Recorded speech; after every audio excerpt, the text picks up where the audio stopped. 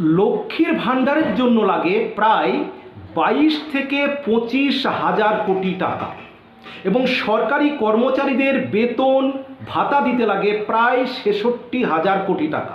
তারপর অবসরপ্রাপ্তদের পেনশন আছে। তাহলে কি দাঁড়ালো? রাজ্যের যে ঋণ আছে সেই ঋণের সুদ আসল বাবদ লাগে প্রায় 76,000 কোটি টাকা। লক্ষ্মীর ভাণ্ডারের জন্য লাগে প্রায় 22 থেকে 25,000 কোটি টাকা। সরকারি কর্মচারীদের বেতন এবং ভাতার জন্য লাগে প্রায় 66,000 কোটি টাকা।